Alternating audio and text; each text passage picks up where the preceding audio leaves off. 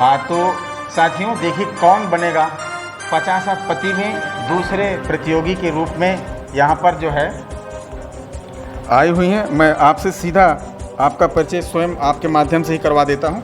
आप अपने बारे में थोड़ा सा बता दें बेटा। मेरा नाम पूजा मौर्य है। मैं अजमल सर से इंडिविजुअल जीएस की कोचिंग करती हूँ।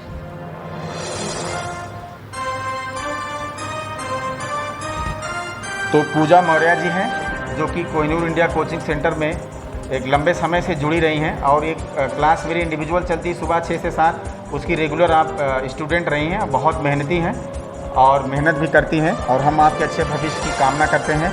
और मैं अब खेल शुरू करने जा रहा हूँ। आप यहाँ से अपने प्रश्न को आप उठा सकते हैं। एक सीट आप उठा लें बिना देखे, उसमें देखने का कोशिश न करेंगे। बस ऐसे आप हाँ उसे उठा लो बेटा, फाड़िए मत, ऐसे पूरा उठा लीजिए एक सीट। हाँ बस ये रहा, इसी में आपका किस्मत तय हो जाएगा। इसी से आप जो है 50 रुपये की बड़ी रकम जीत सकती हैं। तो चलिए पहले सवाल की तरफ बढ़ते हैं साथियों। पहला सवाल देखिए आपके सामने ये रहा कंप्यूटर स्क्रीन पर। किसने सबसे पहले यह खोज किया था कि पृथ्वी सूर्य के चारों ओर घूमती है? पहला सवाल और 5 रुपये के लिए पहला सवाल है। एक बार फिर से आप प्रश्न सुन सकती हैं। किसने सबसे पहले यह खोज किया था कि पृथ्वी सूर्य के चारों ओर घूमती है? और पहला प्रश्न 5 रुपये का है। Option number A Newton, option number 2 Copernicus, option number 3 Dalton या ऑप्शन नंबर 4 है आइंस्टीन। तो आप जवाब देंगे? कॉपरनिकस। बिल्कुल सही जवाब। जोरदार तालियों से स्वागत करें। इन्होंने अपना पहला पड़ाव पार कर लिया है। आपने 5 रुपये जीत लिया है। तो अब दूसरे सवाल की तरफ हम लोग बढ़ते हैं। दूसरा सवाल देखिएगा। दूसरा सवाल, ये जो दूसरा सवाल है ये 10 रुपये का है। 10 रुपये के लिए दूसरा सवाल एक बड़ी रकम के लिए है। मौना लोआ उदाहरण है। मौना लोआ एक ज्वालामुखी है, आप जानते हैं।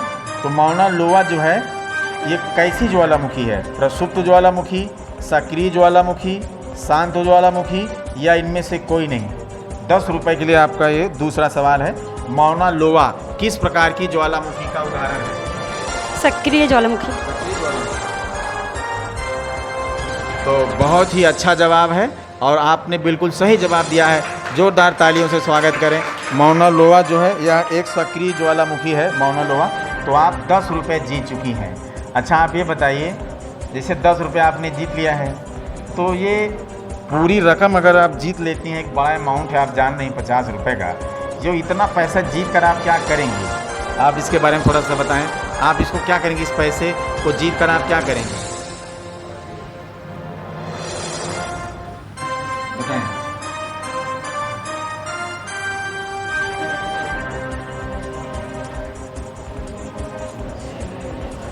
तो इसमें जो है इतना ज़्यादा रकम है कि शायद आप अभी तय नहीं कर पा रही हैं। हाँ तो अभी जैसे इन्होंने बजट नहीं बनाया है कि हम कहाँ उसको ले जाएंगे, लेकिन मैं ये उम्मीद करता हूँ कि आप उसको अच्छी जगह पर यूज़ करेंगे पैसे का। और तीसरा सवाल है, देखिए तीसरा सवाल है और प्रकाश वर्ष इकाई है। प्रकाश वर्ष किसकी इकाई है? ऑप्शन ए चमकीलापन की, ऑप्शन बी समय की, ऑप्शन सी दूरी का या इनमें से कोई नहीं। ये तीसरा सवाल है, 20 रुपये के लिए सवाल है ये। तो आप अगर आपको कोई डाउट होगा तो आप 10 रुपये लेके घर जा सकती हैं, कोई दिक्कत नहीं है। ये लीजिए सर दूरी की। दूरी का। तो साथियों इनका जो है तीसरा सवाल भी सही है। प्रकाश वर्ष आप सभी जानते हैं कि यह दूरी का मापक होता है। जोरदार तालियों से एक बार स्वागत करें। तो आप जो है 20 रुपये यहाँ पर जीत चुकी हैं। तीसरा सवाल आपने बिल्कुल सही बताया है और आप इस तरह से आप लोग बताते हैं जैसे सवाल का जवाब आता है तो अच्छा लगता है और मेहनत सफल होती है और मेहनत करने वालों के लिए कभी कोई दिक्कत नहीं होती है। चलिए चौथे सवाल की तरफ बढ़ते हैं। चौथा सवाल है आपका 40 रुपये का कि मानव ने चंद्रमा पर पहला कदम कब रखा था? मानव ने चंद्रमा पर पहला कदम कब रखा था? पहला सवाल है, माफ़ी चाहते हैं, चौथा सवाल है 40 रुपये के लिए। मानव ने चंद्रमा पर पहला कदम कब रखा था? Option A 1954, option B 1971, option C 69 या ऑप्शन डी 1970?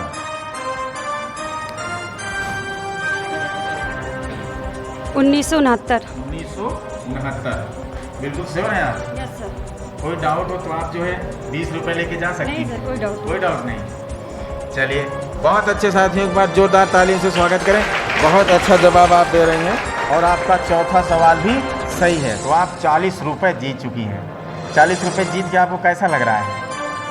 अच्छा लग रहा है। चलिए ठीक है, लालच बढ़ती जा रही है, लेकिन लालच जो है हाँ चलिए, अगला सवाल हम आपसे लास्ट सवाल लेते हैं और अंतिम सवाल जो है वो 50 रुपये के लिए है।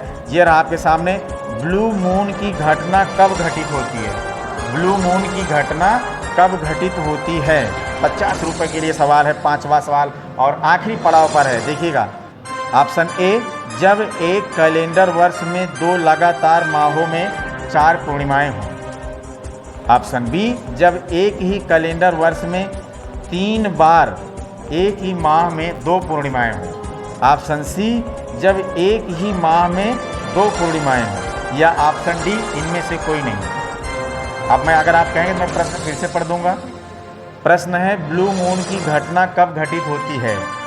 ऑप्शन ए, जब एक कैलेंडर वर्ष में 2 लगातार माहों में 4 पूर्णिमाएँ हों।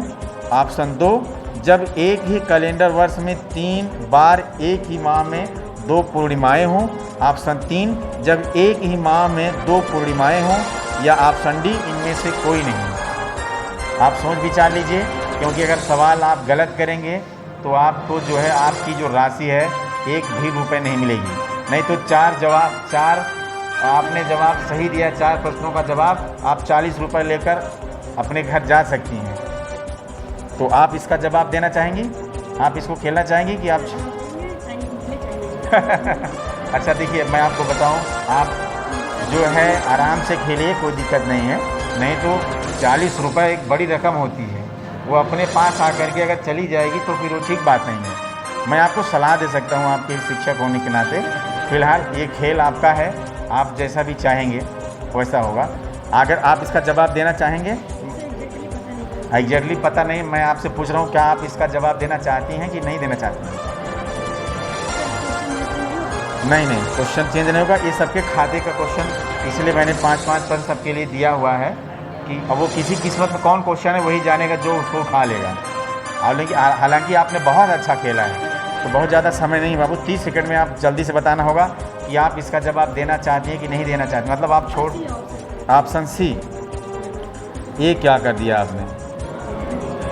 आप 40 रुपये पूरा जीत चुकी थी। आप चाहती तो अपने घर पर जा सकती थी, एक बड़ी रकम लेके जा सकती थी, लेकिन आपने ये क्या कर दिया। लेकिन साथियों, एकदम बिल्कुल सही जवाब इन्होंने दिया है और आप जो है जीत चुकी हैं 50 रुपये। बहुत बहुत शुभकामनाएँ आपको मेरी तरफ से। और आप अपनी जो इनाम की राशि है वो आप लेके जा सकते हैं। और आप अपनी तैयारी के बारे में कुछ बताना चाहेंगे? बच्चों को कुछ टिप्स देना चाहेंगे? तो आप कुछ सुन लीजिएगा। आप 1 मिनट के अंदर अपनी बात रख देंगी कि आपने आपको कितना क्या कैसे करने की ज़रूरत है पढ़ते समय। लीजिए।